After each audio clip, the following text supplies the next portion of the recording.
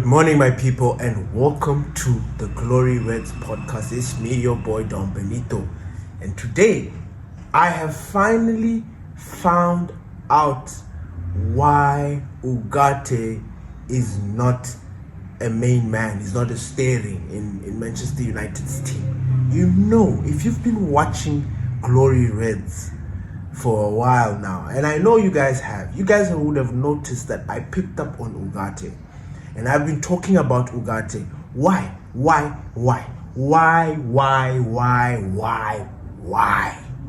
Ladies and gentlemen, I have the answers to why. And we're going to be talking about that. And then there's a topic that we need to also discuss. It's not too big. You know, a lot of people spoke about it, but I wanted to take my time. The Marcus Rashford situation. Is he right when he talks about the inconsistency, the environment that plays into you not becoming a good player or a great player or actually becoming pop? Then we've got a couple of updates on transfer, like Terrell Malacia. Galatasaray seems to be the team that's leading to get him. Licha is very close to a return. And then Casemiro. So today's topic is going to be very interesting. I hope you guys stay with me up until the end. Now let's go. Now, Urgate. For the longest time, we have been wondering what is going on with Urgate. Well, maybe I should speak for myself because I have been wondering why. You look at the amount of money we bought, the amount of trouble we went through to get Urgate from PSG. It wasn't simple. It was a problem. And I believe Urgate was late. You know, he didn't have a full preseason. It wasn't like Cunha. It wasn't the perfect signing. It wasn't sweet. It wasn't sweet sailing all from the beginning. No. First of all, I think he cost right up until in the 55 million or 58, he was close to 60 that we priced him from PSG. And at PSG, he was surplus to requirement because they already had Vitinha, Fabian Ruiz, and João Neves. So Urgate to them was like, bye. Like, they pocketed a lot of money when they did business with us. Now, I'm not saying that Urgate is not a good player because that is a lie. His numbers speak for himself. In the category of being tenacious, fighting, winning balls, tackles, Urgate is right up there with the very best, if not the best. He has a very special attribute that you would need. I think any team needs a player like Urgate. It's how you're being coached, I believe, is how you get the best out of these players. And anyway, let me get into this Urgate situation. So, remember how I've been wondering what has happened to Urgate? Why is he not featuring as he should? You know, this season for me particularly and personally, I was excited to see what our midfield was going to do. I was excited for Kobe. I was excited for Urgate because Kobe and Urgate are young. Urgate is 23, 24. He's not old. He looks old, but he's not old. Kobe is not far away. He's 20. Now, I looked at their ages, and I looked at what we are trying to do as a club moving forward. We're not trying to sign players that are over 25. You know, this was the vibe. This was what we were going through. I was so happy and I was so content because I knew we have got a dynamic midfield between Urgate and Menu who can work together. Kobe Menu can bring that calm and that distribution. Urgate can bring that tenacity and that cleaning up, that winning the ball. You know, I was thinking this is the perfect combination ever, and this is going to terrorize midfielders for Premier League years to come. I was convinced, and I was convinced that Casemiro was going to come in and make a big like he was going to be a big part player. Bruno Fernandes, our skipper. Remember, I told you guys that I wouldn't have minded parting ways with Bruno Fernandes when those guys were bringing and screaming 100, 100, 100. I wouldn't have minded. So you guys already know my stance. But you know I love the Magnifico. So he would have been there. So this whole situation is driving me crazy because I had hope. Everybody now is talking about this whole situation. Oh, why is Kobe Minu not starting? Hey, this Casemiro. Hey, Bruno. There's a big situation with our midfield. There's a big problem with our midfield, right? And for me, in my head, I thought that we would never have that because we've got young players that are strong enough, youthful enough to deal with the demands of the Premier League. And lo and behold, that has not been the case. In fact, it has been far from it. Now, if you guys thought that our situation in the midfield was no, I think this is big. I think this is a big problem. Huge problem. And I'll tell you why. Anyway, before I tell you why, this is what was said. This is what Amorim said to Manuel Urgate. And if you might recall, this time he said this was about the exact same time Ruben Amorim told Garnacho to find a new club. Meaning this was the final. Now correct me if I'm wrong. Did Urgate play that final? Really?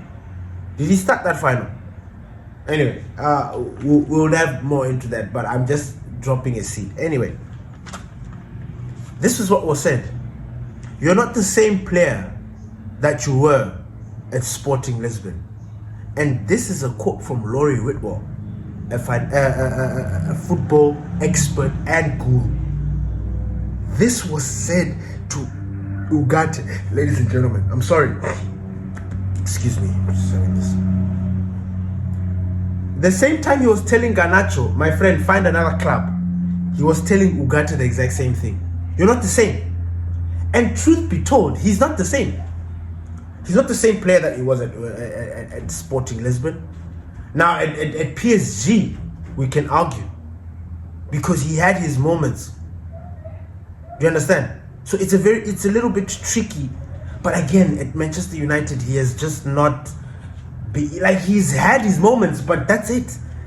Like, you look at Urgate, he's supposed to be a big player.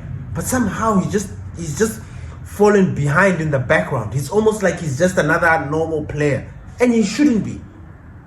He shouldn't be. Our midfield is crying out for these players right now. And here they are just in their own fields and stuff like that. Now, what I'm about to say next is going to make you feel some type of way. Because in the same breath, in the same situation, I'm reading. These are topics that we're reading. I'm reading that Casemiro could stay beyond next season. Now, you see, this is the thing that I have a problem with. You see, it's not like, look, I respect Casemiro. And I don't want us to get to a point where we are now disrespecting him. Where now he feels like he needs to run away. Where now he feels like the club is becoming an enemy. You know that quote in Batman, you know, you live long enough to see yourself become the villain, whatever, along those lines. This is what's going to happen to Casemiro if it has not begun already. Now, Manchester United have not ruled out keeping Casemiro beyond the end of the season. This is from Rob Dawson. Again, another transfer guru quoting what is being touted at Manchester United. They're not ruling it out. Meaning, after he has pocketed over 350k, and by the way, Casemiro is the highest, is one of the highest, if not the highest paid player in the Premier League. Now, if you do the maths, it makes no sense for somebody who's paying that amount of money, and we are where we are. This guy's supposed to be purring. He's supposed to be firing on all cylinders. I'm sorry. That is it. We understand that Casemiro is a big player. He's legendary. You know, we don't want to go in on him because of the Champions League that he won in Real Madrid. Not at Manchester, at Real Madrid. We respect him. Well, I personally respect him. But this is now pushing it. It's pushing it. Keeping Casemiro beyond next season is just a mistake. What are you trying to rebuild?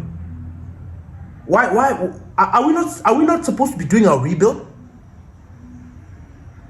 We were okay letting him go. Like we said, Casemiro, bye. Like you're the senpai, you're the legend, bro. We respect you. Walk out for free. I had already put that in my head that Casemiro is going to walk out for free. He deserves it because of his career, not because of what he's done at United, but because of his career. You know, and he seems to love Manchester United. You know, he has this special bond, and I like that. But this thing of keeping players that are past it at United because of what? I don't know. Which is where now I'm trying to understand this Urgate situation. Because I'm thinking Urgate might leave either Jan or the summer. But Urgate is going to leave. I have this feeling. It's not been said, but I'm just saying it now. I have this feeling. Urgate is not getting game time. He's not the main man. He's not featuring as much as he should. And then you get a powerful quote like this bomber clat of a quote from the gaffer. You are not the same player that you were at Sporting Lisbon. Man, easy. You know, you don't want to hear that as a player because that can eat your soul. Now, perhaps Urgate didn't recover from this quote ever since because he has not featured. He's played, yes, but he's not featured. I don't know if that makes any sense. I don't know if anybody's pressed about Urgate not playing and being the main man as much as I am. But it seems like everybody's like, eh. So, back to Casemiro. So it turns out with Casemiro, for this deal to pan out, he's going to have to take a significant pay cut. Now, I add the significant because in the article, it didn't say significant pay cut. It just says he should take a pay cut in order for him. If he wants to stay or if he wants whatever, he needs to take a pay cut. Now, I say significant pay cut because he is on 350. What the fuck? He's on a lot of money. For somebody who's 36, I was about to stretch his ages, which is a lie, which is not fair. Casemiro is younger than me.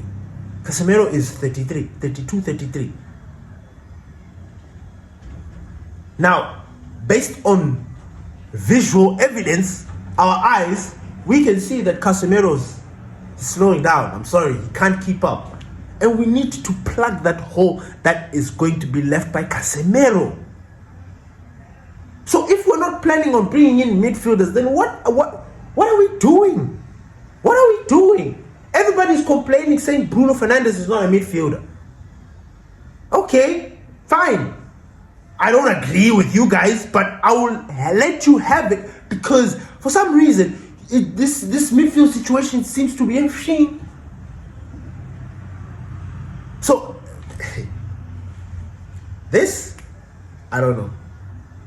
I don't know if Casemiro is going to take a pay cut.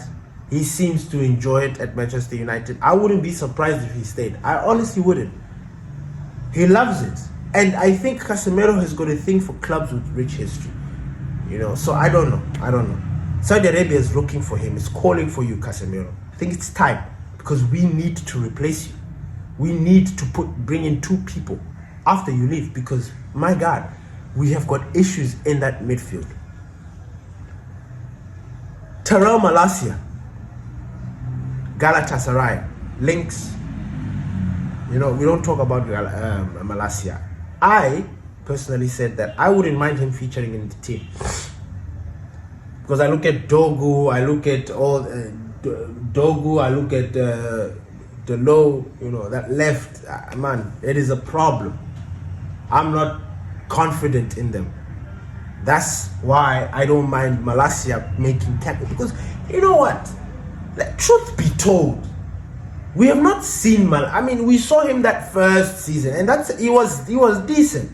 He wasn't bad. He was decent. And if you know, if I'm about to like take a hot take here, if I'm comparing him and Dogu, I know some of you are gonna say Dogu was better, but then if I'm looking at what he delivered, I think Malacia delivered for me personally, because I'm using my brain and I'm using my thoughts. So please don't eat me alive. I don't care what you think. I believe that Malacia can do a job. It's just unfortunately, it is what it is. But it seems like Galatasaray are the team leading to sign or get his signature. Now Malacia could be leaving maybe in January or at the end of the season. We never know. But there is a club that is interested. Whew, because he's been part of the bomb squad, waiting to leave the club without anything happening. So I understand his frustration. And then there's the Licha situation. Licha is back, ladies and gentlemen. The Butcher is back. I know I mentioned it the last time, but then he is getting back and back and back and back. He'll soon, if he has not already started first team training, grass, every day. He's there. I think the game against Brighton, which is after Liverpool, I think we'll start seeing him make cameo and stuff. Maybe he might even make a cameo against Liverpool this weekend. You never know. But I'm looking forward to that because I believe he's going to help change the dynamic. He's going to add a little bit of flavor into our team that is looking very pathetic at the moment. Last but not least, that I needed to talk about was this Marcus Rashford situation or topic or whatever you want to call it. Now, Marcus Rashford has come out and spoken about Manchester United, talking about was he speaking about Manchester United? I don't think so. Maybe he was just speaking for himself, but he was talking about consistency, being in the environment, and he alluded or he insinuated that inconsistent environments breed inconsistent performance. And I sat there reading that article and I was thinking to myself, you know what? Marcus Rashford is right. He is. He bloody is.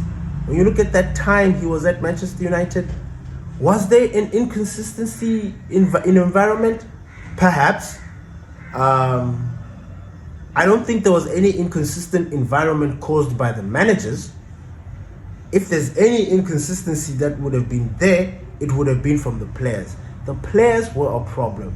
So he is talking about an environment that he was part of. He was probably even the ringleader to a certain extent. Because if we go back in time, player power, this thing of players having power over the managers, when did it start?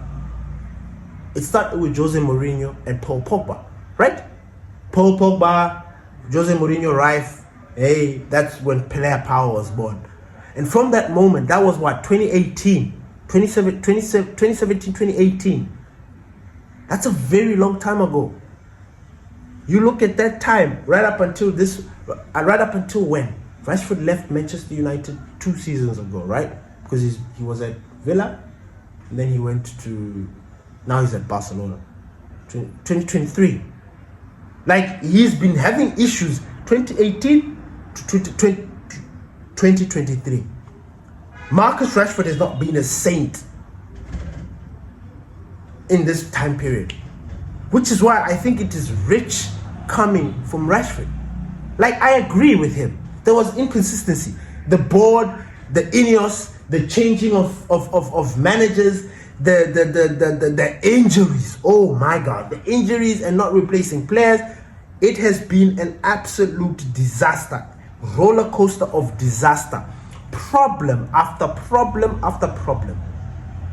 But here's the thing, Marcus Rashford. When all of these things were happening, what were you doing, big man? What was your role? Because it's rich coming from you now that you're playing in Barcelona, where there's stability. You've got a strict gaffer, who, by the way, you've already broken the rules because he was benched, but he broke the rules. But again, like my point is, Rashford was unbecoming at Manchester United. He was becoming a problem. He was not becoming. Till today, we have not gotten our apology for Marcus Rashford. We have not. Let that sink in. All those people that were supporting Marcus Rashford during his bullshit. When people thought that when he went to Belfast partying, when we looked at him on the pitch, look, this Marcus Rashford thing, I'm even now getting angry speaking about it. Because we were watching him do it. Asking ourselves, bruh, speak to us. We are the fans. We love you. We understand what the fuck. Talk to us. Make us understand your struggles. Nothing. Radio silent. The only thing that he could do was make us blame the fans. Go on the attack. Hey, not. And we're just like, hey. Now he's coming out here and saying, hey, inconsistency. Nigga, tell us something we don't know. Tell us something we don't know. You think we're sitting in inconsistencies. You know, I thought it was rich. And I love Marcus because he's playing for my other team. I love him. But it's hard for me to feel happy for him or to give him praise, especially when it comes to Manchester United. It's like what Paul Scholes said. It's hard to feel happy for him because he's just shat on us. He did. And I feel, this is my opinion. Please, don't start thinking, my opinion, just digest it, swallow it. You don't like it, it's your business. But I'm just saying, look, this Rashford situation, like, bro, you know, look, I'm sorry. I just got worked up because it is annoying. It is annoying to seeing these ex-players talk about your club the way they do, you know, with no regard. Like, I mean, there is regard, but there's just this, I feel like there's this beat down, like this kicking us when we are down thing. And I don't like that. I don't mess with that. You're a United ex-player or club great or whatever the fuck. You've got nothing positive, nothing constructive to criticize. It's just always nasty and bullshit. It's just like, nah. And this for me with Marcus Rashford, I just thought, yeah, that's rich coming from you, big man. You were the one here that was leading the parade for disrespectful players, leading the parade for nonsense, not running, not wanting to track back. How many times did we want Rashford to defend and he was just doing this? How many times did we see Marcus Rashford just walk? Is he trying to tell us that the environment was because of that? Like he was walking on the pitch because of the environment that he created? Is that what he's trying to say? Come on. Let's be real.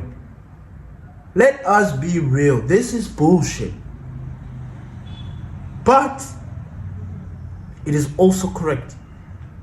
We have got a very unstable environment at Manchester United. Very, very unstable. Almost volatile. To a point where you just don't know what's going on. You look right now at our midfield situation. That is one of the most combative. You know what? That situation at Manchester, we just need two of those midfielders who are not playing and playing just to get injured, and we are done. We are done. This, for example, God forbid, Kobe Manu, say he picks up an injury, and Urgate, those two. These two are supposed to replace us. Young, fresh. Huh? Casemiro, you trust Casemiro and Bruno to carry. I do. But then Casemiro has got a behavioral situation. You know, he likes to tackle, gets cards, you know, can pick up injury. If we lose our entire midfield, we are done. So I'm just annoyed. I'm there. I'm just like, what do we do in situations like this? I honestly think, truly, that Manchester United, they need to be very clear with us. Ineos needs to be clear with us. You see, like this whole situation with the sale of the club. I'm just looking at them, just like, miss me with that rubbish. Nonsense. You want to buy Manchester United? Pay 6 billion, pay 7 billion. I don't think the sheikhs want to pay 7 billion. I don't think so. Maybe they think it's too much. The Glazers, for them, it would have been ka-ching. They don't want that. So I don't know why we're talking about this thing. Yeah, the reports and everything are strong, but Ineos, the Glazers, nobody said anything, and that should have given you an indication already that this is a smoke screen. This sale thing is a smoke screen. It is hiding from the fact that we have got no midfielders, that Manchester United has got problems, which I understand, which is good, make people forget, but look, we are going to play Liverpool on the weekend. It is a motherfucking derby. Rival of all time is playing this weekend. We need to be in our A game. I'm sorry. We need to be on our A game. There's no time for nonsense. And now we've got all these stories coming out. Like, dude, what are you guys trying to hide? You're trying to hide the fact that that you didn't get a midfielder, and now we are being exposed because of that? Okay. What next? I thought this dumb thing about Seshko, I'm not even going to entertain that. So this is the thing. This is where we are, ladies and gentlemen. This is where we are. Oh, and the thing that I almost forgot to mention. Oh my God, I just checked it out right now. This I'm going to just say and leave. Manchester United are interested in signing Jobe Bellingham. Now, we wanted to sign his brother Jude back in the day. We rolled out the red carpet for him. We brought out all the heavy guns. We brought legends. We brought Sir Alex Ferguson.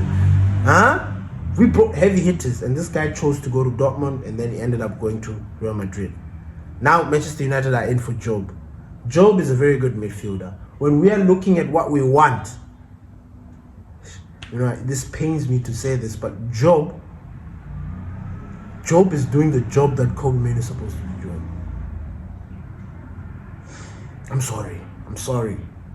But that's the attributes that Jobe has are the attributes that we need, are the attributes that Ruben Amorim needs. Baleba, this thing of going back and forth, it is important in this 3-4-3. It's important.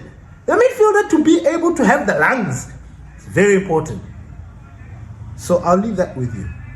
What you guys think about that? Thank you everybody for listening to the Glory Reds podcast. It's your boy Don Benito. Please don't forget to subscribe to the channel so that you do not miss any of our videos. And this week, because we are coming back to the Premier League, please stay tuned for the build-up. We're going to be talking about Manchester United versus Liverpool. We're going to be talking about the lineups. So please keep an eye out for that this week. And without further ado, ladies and gentlemen, peace.